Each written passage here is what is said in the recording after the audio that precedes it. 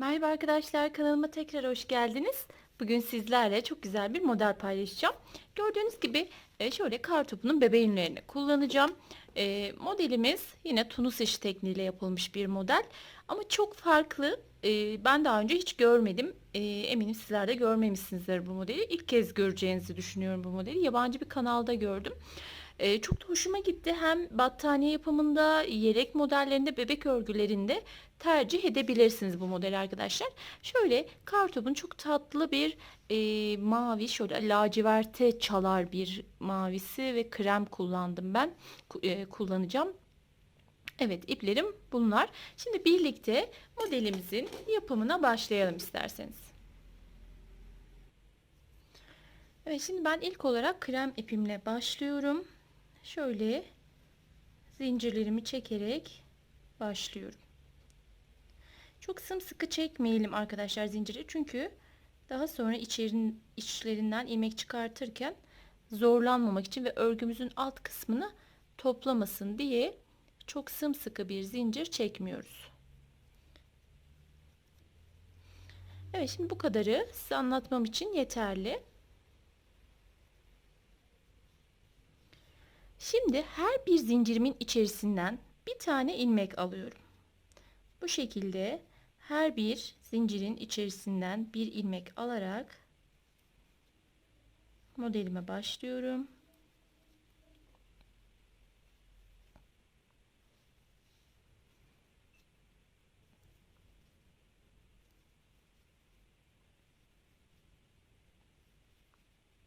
İstediğiniz sayıda modelinizi başlayabilirsiniz arkadaşlar bu arada. Şimdi bu şekilde ilmeklerimi çıkardıktan sonra ilk ilmeğimi tek olarak, diğer ilmeklerimi ikişer ikişer çekerek sıramın başına kadar gidiyorum bu şekilde.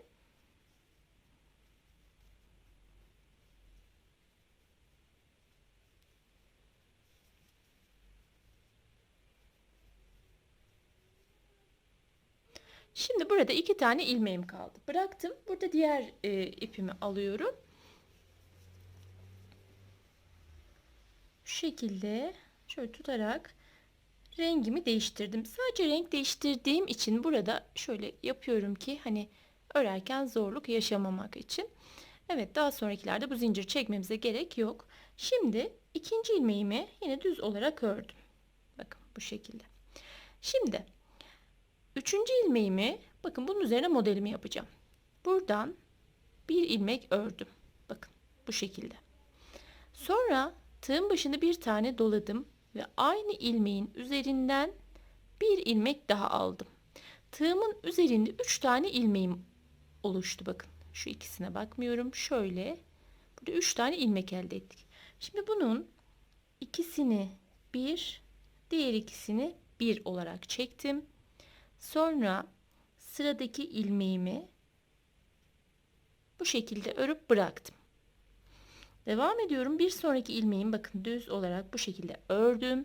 Tığın başını bir doladım. Aynı ilmeğin üzerinden bir ilmek daha ördüm. İkisini bir çektim. İkisini bir çektim. Yani ikili trabzan yapar gibi. Sonra sıradaki ilmeğimi bu şekilde ördüm. Devam ediyorum. Bakın bunu bir ilmek ördüm. Tığın başını bir doladım. Aynı şekilde aynı ilmeğimin üzerinden bir ilmek daha ördüm. Sonra ikisini bir çektim. Diğer iki ilmeğimi bir çektim. Sıradaki ilmeğimi bakın tek olarak örüyorum. Sonra bir sonrakine geçiyorum. Aralarda birer taneyi düz olarak örüyoruz. Aynı şekilde arkadaşlar sıramın sonuna kadar tekrarlayarak devam ediyorum.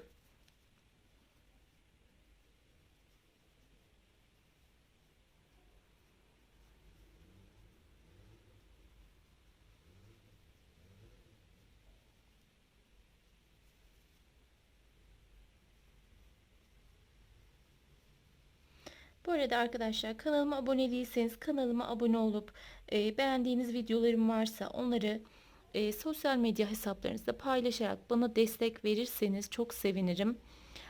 Aynı zamanda yeni yüklediğim videolarımdan haberdar olabilmek için zil butonun üzerine tıklayıp oradan tümü seçeneğini seçerek bildirim alabilirsiniz.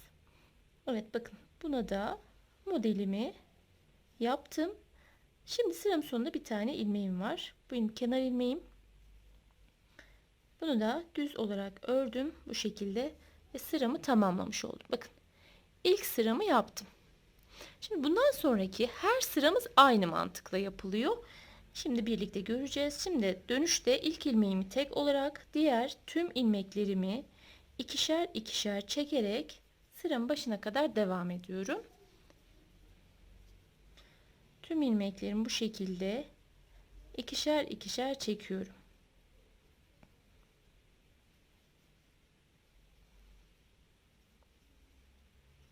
Sıramın başında, yani burada 2 ilmeğim kalıncaya kadar, bakın buraya kadar geldim. Şimdi burada bunu bıraktım. Tekrar krem ipimi alıyorum.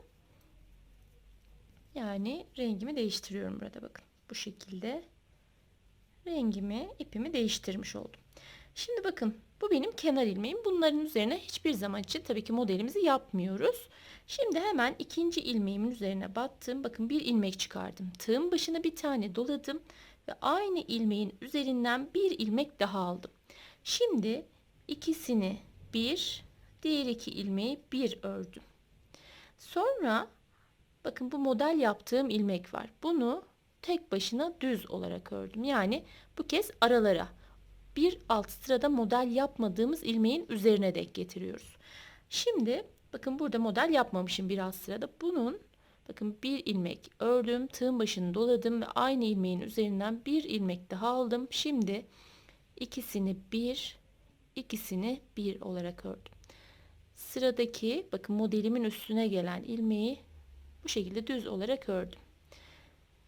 Bunu bir ilmek ördüm, tığın başına bir doladım ve aynı ilmeğin üzerinden bir ilmek daha aldım. İkisini bir, diğer iki ilmeği birlikte ördüm. Bu modelimin üstüne gelen ilmeği de tek olarak ördüm. Bakın, modelim ortaya çıktı gördüğünüz gibi arkadaşlar. Devam ediyorum. Aynı şekilde.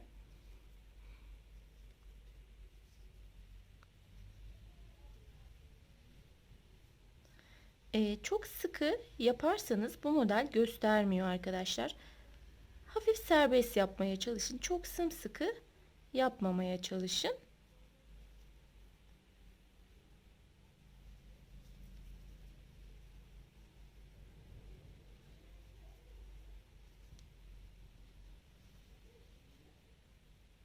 Bakın, burada model yapmamışız.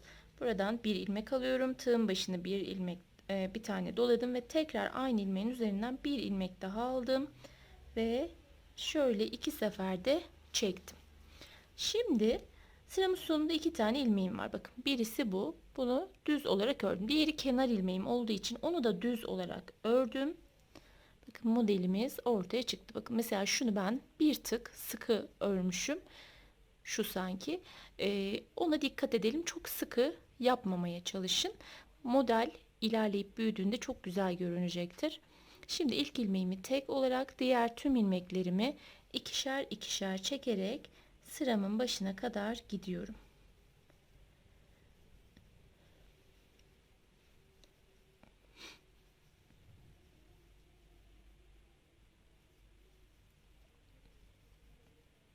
Evet, bakın, burada iki tane ilmeğim var.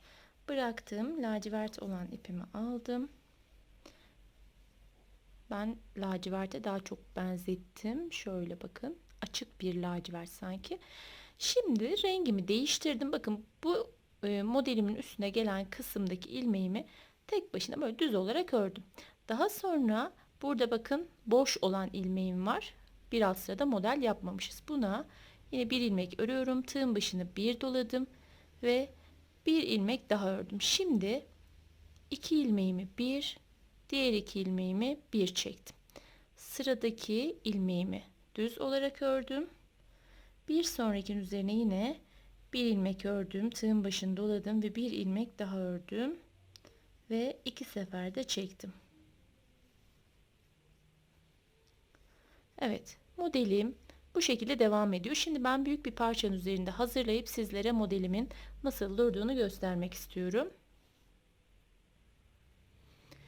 Evet arkadaşlar, bakın modelim bu şekilde. Çok farklı bir görünümü oldu. Arka yüzü de bu şekilde. Battaniye yaparsanız herhangi bir astar geçirmeden rahatlıkla kullanabilirsiniz. Bu modelden bebek hırkası yapabilirsiniz. Bebek kazağı, bebek yeleği. Hepsini de kullanabilirsiniz. Ama ben battaniye çok yakışacağını düşünüyorum bu modelin. Evet, çok farklı bir tunus işi örgü modeli. Bilmiyorum, ben daha önce hiç görmedim. Sizler gördünüz mü bilmiyorum. Umarım beğenmişsinizdir arkadaşlar. Beni dinlediğiniz için çok teşekkürler. Yeni bir videoda görüşmek üzere. Hoşça kalın, kendinize iyi bakın.